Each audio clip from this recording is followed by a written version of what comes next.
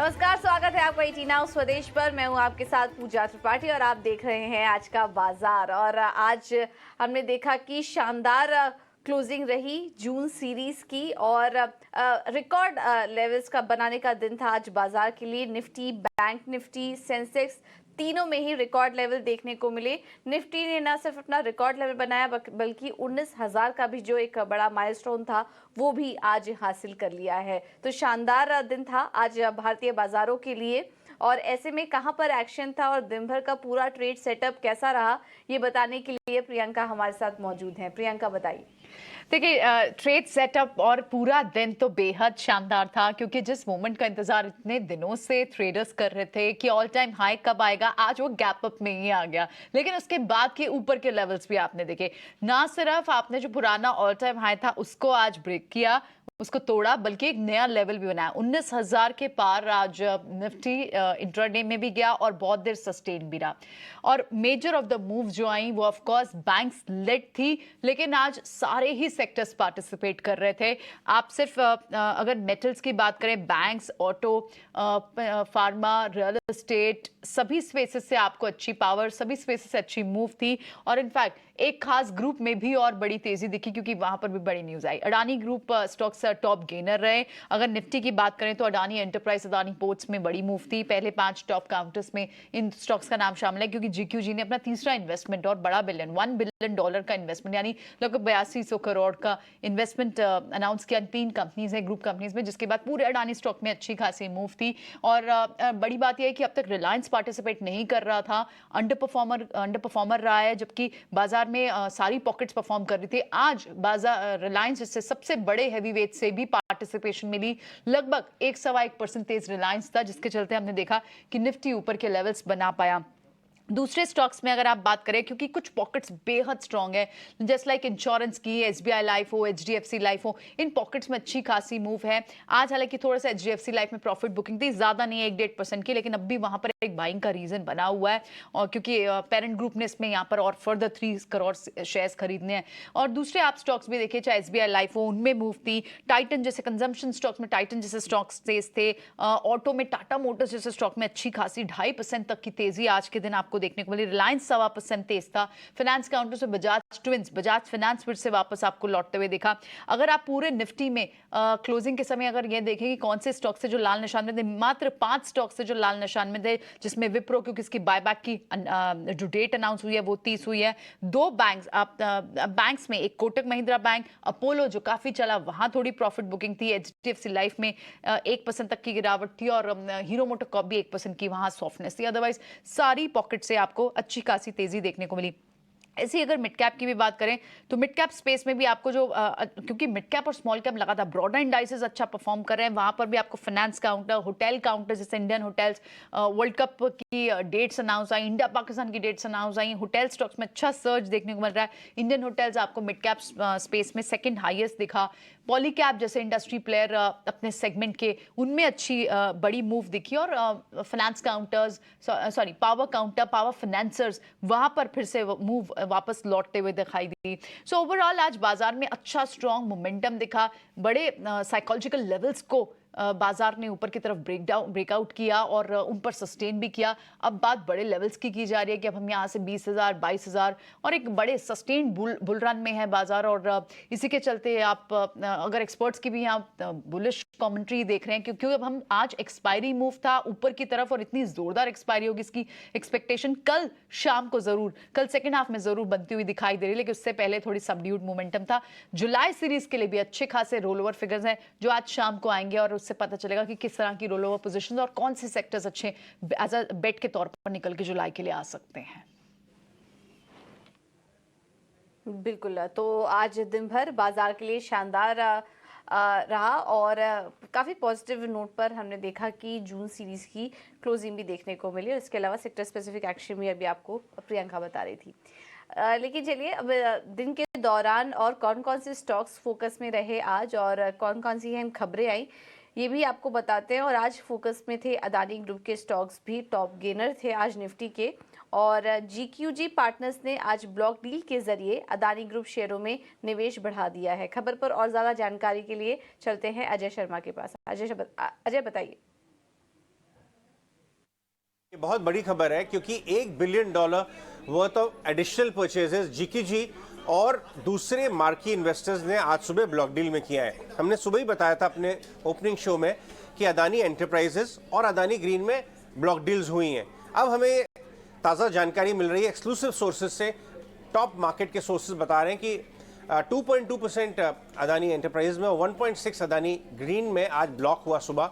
वो $1 billion additional purchase हुई है जीक्यूजी पार्टनर्स राजीव जैन और दूसरे मार्की इन्वेस्टर्स से। मैं बता दूं कि पिछले 3-4 दिनों से अदानी ग्रुप स्टॉक्स में बहुत बढ़िया मोमेंटम देखने को मिल रहा है। स्पेशली उन्होंने जब से एबिटा के बारे में गाइडेंस दी थी सैटरडे को पीटीआई के इंटरव्यू में, और अगर आप देखें ये तीसरी परचेज है जीक्यूजी की। पहले उन्होंने पार्टिसिपेट किया हिडनबर्ग रिपोर्ट के बाद, उसके बाद हमने ये भी बताया था कि 400 से 500 मिलियन डॉलर की ओपन मार्केट परचेजेस की हैं उन्होंने, वो भी उन्होंने की और आज ब्लॉक में पार्टिसिपेट किया। तो ये third time GQG partner Rajiv Jain billions of dollars डाल रहे हैं। खैर उन्होंने पैसा ही बहुत कमाया है। मैं आपको बता दूं रेफरेंस के लिए कि जब पीक ऑफ नेगेटिविटी और पेसिमिज्म था, बुरी खबर अपने चरम पे थी, वहां से जीक्यूजी पार्टनर्स की बेट ऑलमोस्ट डबल हो गई है। आप समझ रहे हैं? तो अब उसको उनका बढ़ता हुआ इंटरेस्ट देख के काफ़ी आश्चर्य भी हो रहा है मुझे। लेकिन जिस हिसाब से अगर वैल्यूएशन इनके गिर गए थे स्टॉक्स के, कुछ नेगेटिव नहीं आया। इनफैक्ट सुप्रीम कोर्ट की कमेटी की भी रिपोर्ट इनके फेवर में आई, वैल्यूएशन नीचे आ गए थे और मैनेजमेंट ने बहुत ज़बरदस्त गाइडेंस दी है एबिटा को बढ़ाने पे और अपनी ग्रोथ को थोड़ा रीअलाइन करने पे, कि प्रॉफिटेबिलिटी और एबिटा पे बहुत फोकस करेंगे नेक्स्ट 2-3 साल। और अब ये ताज़ा जानकारी कि जीक्यूजी ने $1 बिलियन 7,500 करोड़ रुपए की एडिशनल बाइंग आज सुबह कर डाली। बिल्कुल, बहुत बहुत शुक्रिया अजय आपका ये सारी जानकारी देने के लिए। और इस वजह से हमने देखा कि सारे ही अदानी ग्रुप के शेयरों में आज शानदार तेज़ी देखने को मिली है। आज एक और इम्पॉर्टेंट इवेंट था, सेबी की बोर्ड की बैठक थी और इस बैठक में किन मुद्दों पर विचार हो सकता है ये बताने के लिए अनुराग शाह हमारे साथ जुड़ चुके हैं। अनुराग बताइए, जो बोर्ड बैठक होने वाली है उसमें क्या अहम फैक्टर्स को नज़र में रखना चाहिए? सेबी की बोर्ड बैठक में कई सारे जो मुद्दे हैं वो फोकस में रहने की उम्मीद है और सबसे बड़ा मुद्दा जिस पे आज ऐलान हो सकता है वो है आईपीओ की लिस्टिंग की टाइमलाइन का।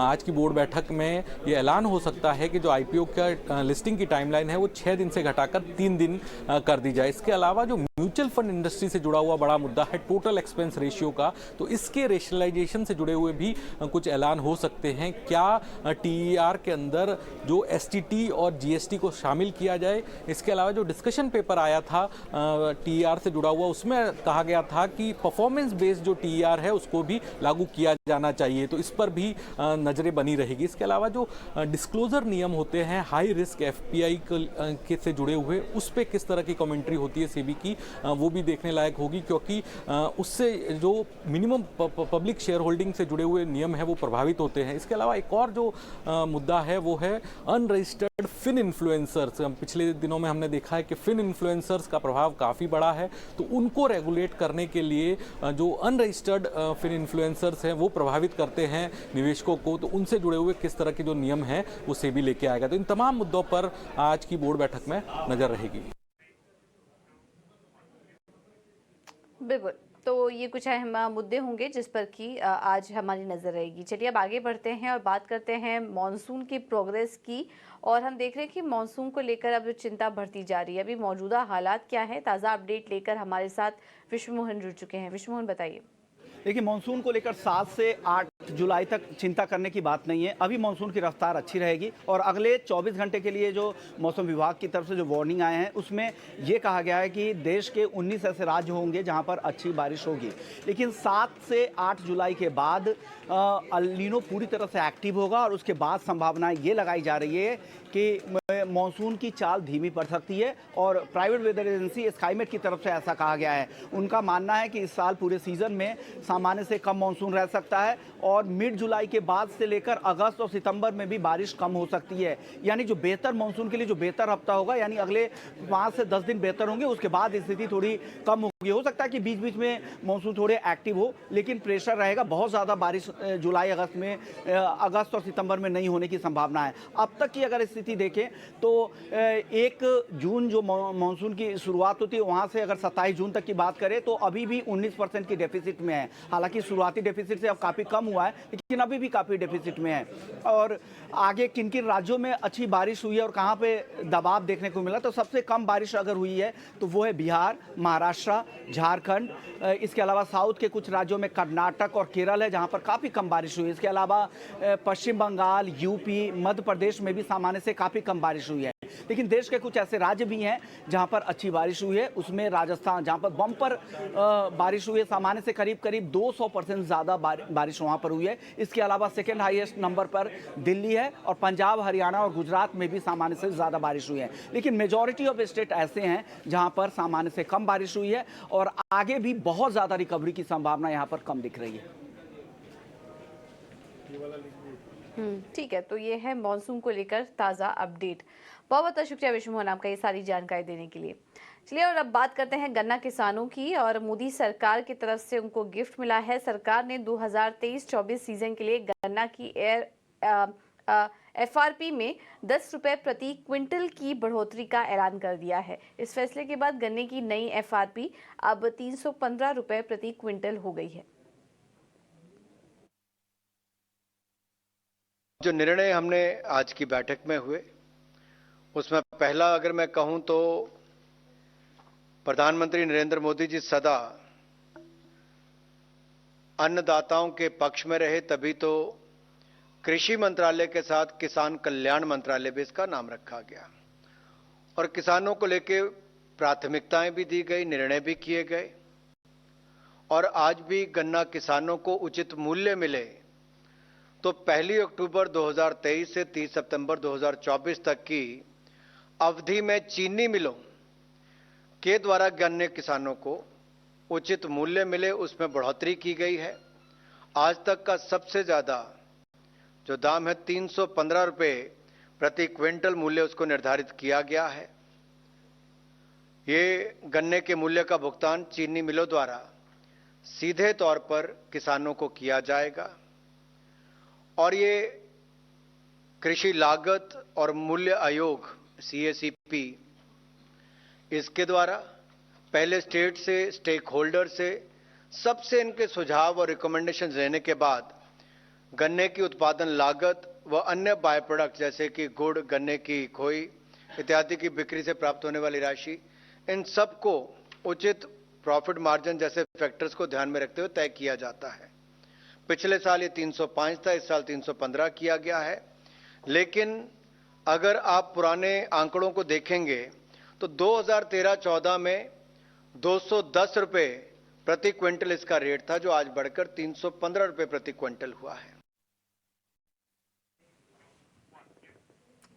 ऑलराइट, चलिए फिलहाल इस बुलेटिन में इतना ही, लेकिन खबरों का सिलसिला आगे भी जारी रहेगा। बने रहिए हमारे साथ। नमस्कार।